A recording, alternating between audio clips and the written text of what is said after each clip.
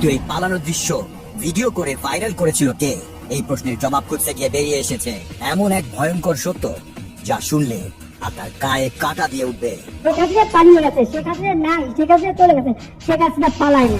আপনি কি জানেন একটা সাধারণ মোবাইল ভিডিও কিভাবে উন্মোচন করলো বাংলাদেশের ইতিহাসের সবচেয়ে বড় গোয়েন্দা? 24 সালের 5ই অগস্ট ঢাকা রাস্তায় ছাত্র জনতার গর্জন, এক দফা এক দাবি, স্বৈরাচারের পতন।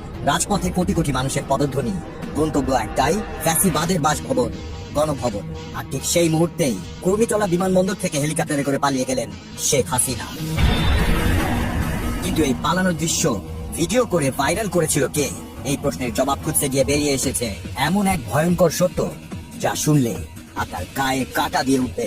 আজকে জানবো কিভাবে একটা মোবাইল ফোনের ফরেনসিক থেকে ধরা পড়লো ভারতীয় গোয়েন্দা সংস্থা রয়ের পুরো নেটওয়ার্ক, কিভাবে বিমান বাহিনীর ভেতরে বাসা বেঁধেছিল বিদেশি চরেরা, আর কিভাবে একের পর এক গ্রেফতার হলো সেই সব বিশ্বাসঘাতকরা। এটা শুধুমাত্র একটা ইন্টেলিজেন্স ইনভেস্টিগেশনের গল্প নয়, এটা আমাদের বাংলাদেশের সার্বভৌমত্ব আর নিরাপত্তার উপর বড় একটা প্রশ্নবোধক চিহ্ন এঁকে দিয়েছে। 5 অগস্ট 2024 দুপুরবেলা ঢাকা জুড়ে অভ্যুত্থানের আগুন। আর ঠিক সেই সময়ই সামাজিক যোগাযোগ মাধ্যমে ভাইরাল হয়ে গেল একটি ভিডিও। পালাইছে রে পালাইছে, শেখ হাসিনা পালাইছে। এই স্লোগানটি সেদিন সারা দেশে ছড়িয়ে পড়েছিল এই ভিডিওর কারণেই। কিন্তু প্রশ্ন হলো, ঠিক ওই মুহূর্তে কঠোর নিরাপত্তার ভেতরে শেখ হাসিনা যখন দেশ ছেড়ে পালাচ্ছে, এই ভিডিও কে করেছে? কুর্মিটোলা বিমানবন্দর তো সাধারণ মানুষের জন্য নিষিদ্ধ এলাকা। বিমান বাহিনীর এয়ার ইন্টেলিজেন্স দল কাজ শুরু করলো। তারা ভিডিওটির অ্যাঙ্গেল দেখলো, দূরত্ব মাপলো, ক্যামেরার মুভমেন্ট বিশ্লেষণ করলো। আর তখনই তারা বুঝতে পারলো এই ভিডিওটি ধারণ করা হয়েছে অফিসার্স মেসের একটি নির্দিষ্ট কক্ষ থেকে। সেই কক্ষটা ছিল ফ্লাইট লেফটেন্যান্ট রিফাত আশরাফি। রিফাত আশরাফি নামটা মনে রাখবেন, কারণ এই মানুষটার মোবাইল ফোন থেকেই শুরু হবে এক ভয়ঙ্কর আবিষ্কার। তদন্তকারীরা রিফাতের মোবাইল জব্দ করলো, ফরেনসিক করার জন্য পাঠানো হলো বিশেষজ্ঞদের কাছে। আর তখনই বেরিয়ে এলো চমকপ্রদ তথ্য। আর এই ভিডিও শুধু রিফাত একাই করেননি, তার পেছনে ছিল আরো বড় একটা পরিকল্পনা। আমার দেশ পত্রিকার অনুসন্ধানী প্রতিবেদনে বেরিয়ে এসেছে রিফাতের মোবাইল ফরেনসিক করতে গিয়ে তদন্তকারীরা একটি নাম পেল, স্কোয়াড্রন লিডার আব্দুল্লাহ ইবনে আলতাফ, যিনি কিনা বিমান বাহিনীতে একজন সম্মানিত অফিসার, সবার কাছে পরিচিত একজন দেশপ্রেমিক সৈনিক হিসেবে। কিন্তু আসল পরিচয়টা ছিল সম্পূর্ণ আলাদা। স্কোয়াড্রন লিডার আলতাফ আন্ডার কাভারে কাজ করত ভারতীয় গোয়েন্দা সংস্থা রয়ের হয়ে। তিনি ছিলেন রয়ের একজন সক্রিয় এজেন্ট। 2024 সালের 14 অগস্ট ডিজিএফআই এর একটি বিশেষ দল আলতাফের বাড়িতে অভিযান চালালো। তার ব্যক্তিগত গাড়ি তল্লাশি করার সময় যা পাওয়া গেল সেটা দেখে সবার চোখ কপালে উঠল। গাড়ি থেকে বেরিয়ে এলো দুটি অত্যাধুনিক অস্ত্র, FNP-9 আর SIGP-229। এটা ভারতীয় প্যারা কমান্ডোদের ব্যবহৃত বিশেষ অস্ত্র। কিন্তু এটাই শেষ নয়, গাড়িতে পাওয়া গেল নগদ 1 কোটি টাকা আর বিভিন্ন ইলেকট্রনিক ডিভাইস যেগুলো ব্যবহার করা হয় গোয়েন্দাগিরির কাজে। আলতাফকে গ্রেফতার করা হলো কাশিমপুর হাই সিকিউরিটি প্রিজনে পাঠানো হলো। কোর্ট মার্শালে তার 10 বছরের সাজা হয়েছে। কিন্তু আলতাফের গ্রেফতারের পর যা বেরিয়ে এলো সেটা আরো ভয়ানক। জিজ্ঞাসাবাদে আলতাফ যা স্বীকার করলো সেটা শুনে তদন্তকারীদের মাথা ঘুরে গেল। তিনি জানালেন তিনি একা নন, বিমান বাহিনীর ভেতরে রয়ের একটি পূর্ণাঙ্গ নেটওয়ার্ক তৈরি করা হয়েছে। বহু উচ্চপদস্থ কর্মকর্তা জড়িত এই চক্রে।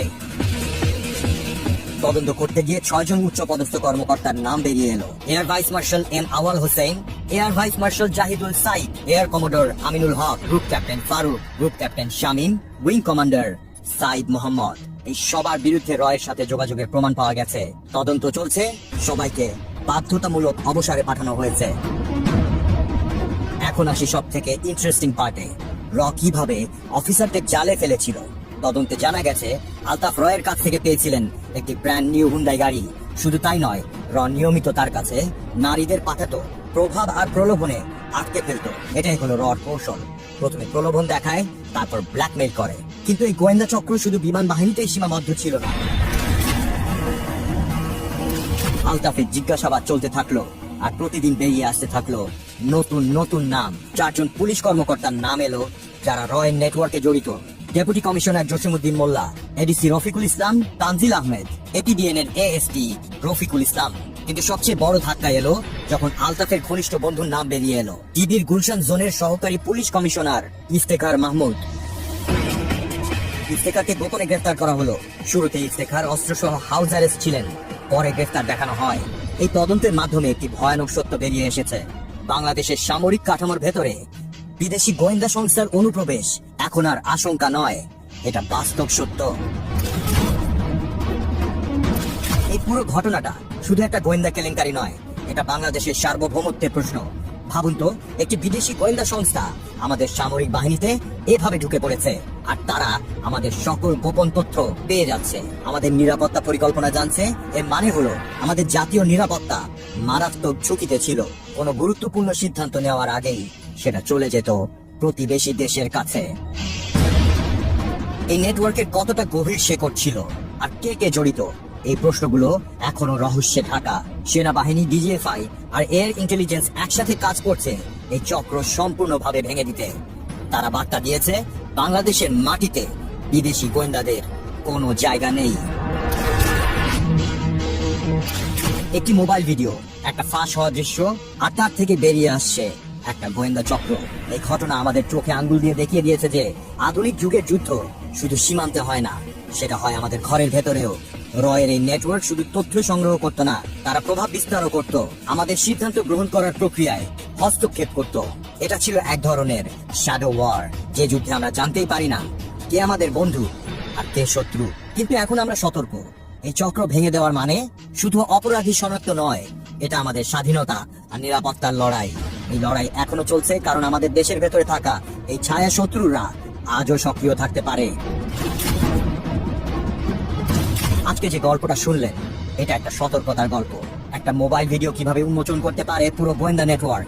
শেখ হাসিনার পালানোর সেই ভিডিও হয়তো ইতিহাসের মোড় ঘুরিয়ে দিয়েছে, কিন্তু সেই ভিডিও রহস্য উদ্ঘাটন করে আমরা জানতে পেরেছি আরো বড় একটা সত্য, আমাদের দেশের নিরাপত্তা ব্যবস্থায় কতটা গভীরভাবে ঢুকে পড়েছিল বিদেশি গোয়েন্দারা, আর কিভাবে তারা আমাদের সবচেয়ে গুরুত্বপূর্ণ প্রতিষ্ঠানগুলোতে নিজেদের লোক বসিয়েছিল। এই ঘটনা শুধু অতীতের কথা নয়, এটা ভবিষ্যতের জন্য সতর্ক বার্তা। আমাদের সবসময় সজাগ থাকতে হবে, কারণ ছায়া যুদ্ধ কখনো থামে না। ন্যায় বিচার হবে আর আমাদের দেশ এগিয়ে যাবে।